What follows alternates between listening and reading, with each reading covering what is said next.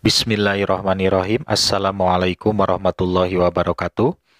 Alhamdulillah, dulur-dulur, selamat berjumpa kembali bersama Ngaji Berjalan Channel, yang pada kesempatan video kali ini saya akan membahas tentang 5 orang yang doanya tidak akan tertolak.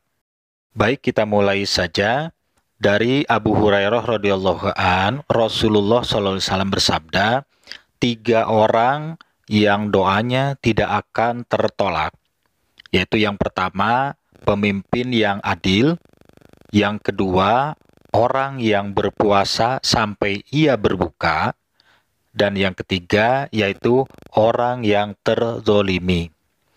Nah, dari 3 ini, yang pertama yaitu doa pemimpin yang adil.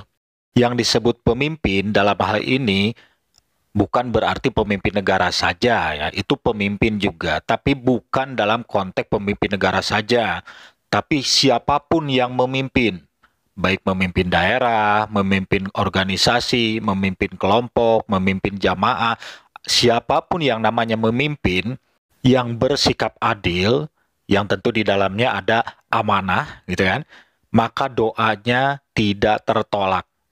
Dalam arti mustajabah, dikabulkan oleh Allah Subhanahu wa taala. Yang kedua, yaitu doa orang yang berpuasa sampai ia berbuka. Nah, di sini puasa bukan berarti puasa Ramadan saja ya. Di sini tidak disebutkan Ramadan, tapi semua puasa, termasuk Senin Kamis, sunah-sunahnya ya, atau misalnya lebih utama di bulan Ramadan ini.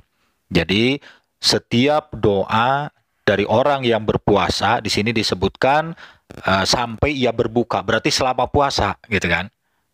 Apakah setelah buka puasa tidak dikabulkan? Ya, itu beda lagi. Semua doa itu insya Allah dikabulkan oleh Allah kalau Allah menghendaki.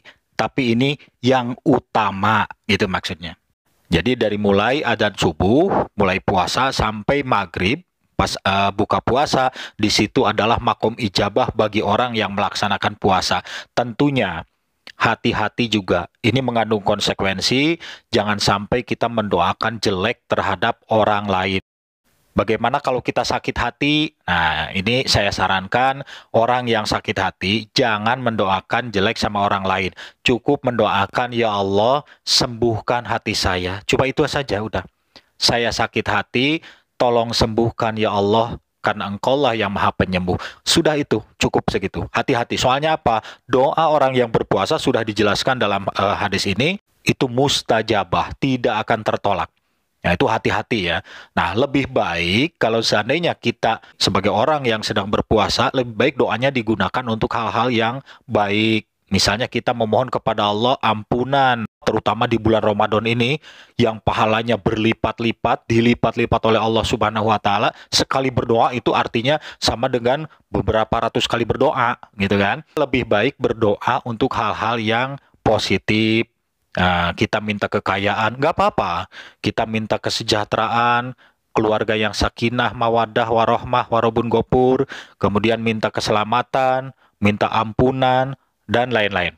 Jangan digunakan untuk hal yang tidak baik. Takutnya kita berbuat seperti itu, mendoakan jelek terhadap orang lain.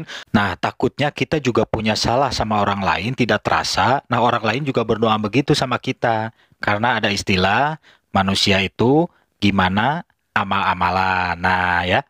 Nah, yang selanjutnya, yang ketiga, yaitu doa orang yang terdolimi. Nah, ini hati-hati, Allah itu maha adil.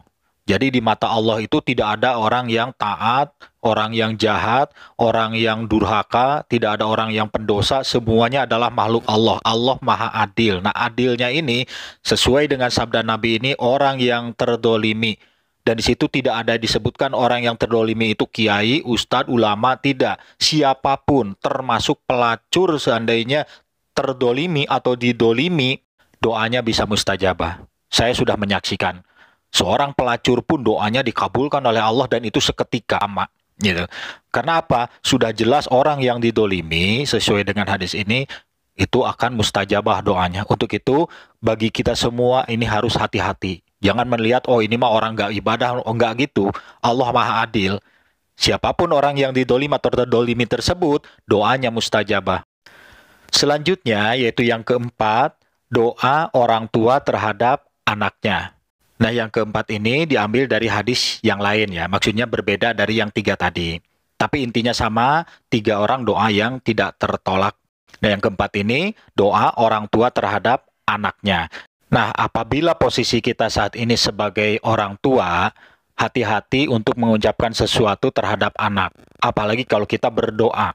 Sejengkel apapun kita terhadap anak, semarah apapun kita terhadap anak, jangan sampai kita mengeluarkan ucapan sumpah serapah atau ucapan-ucapan buruk terhadap anak. Itu tentunya akan berbahaya dan fatal buat si anak tersebut.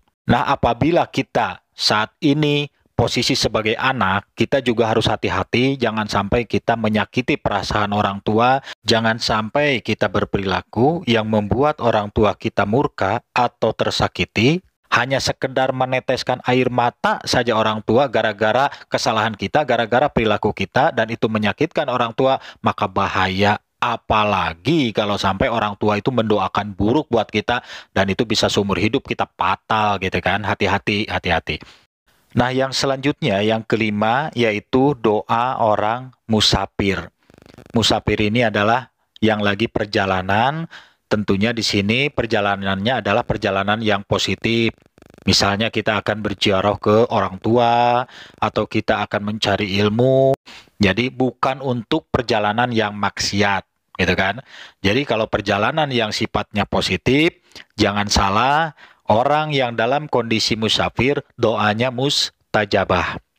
Nah, makanya kalau kita misalnya melakukan perjalanan, mau melaksanakan sholat, kalau bisa ini kalau bawa kendaraan sendiri, itu jangan dijama-jama kalau bisa. Kalaupun misalnya mau dijama, monggo. Kalau memang memenuhi syarat untuk dijama, boleh dijama.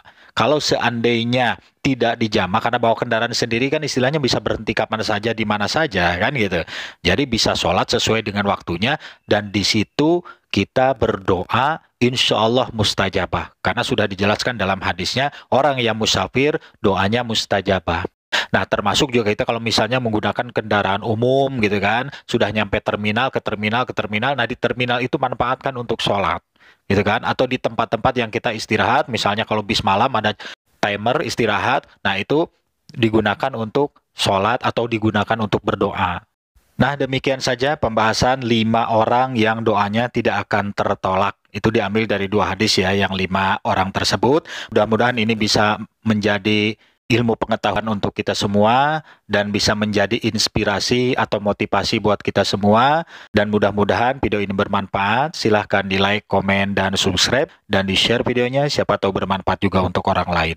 Terima kasih. Wabillahi taufiq wal hidayah. Wassalamualaikum warahmatullahi wabarakatuh.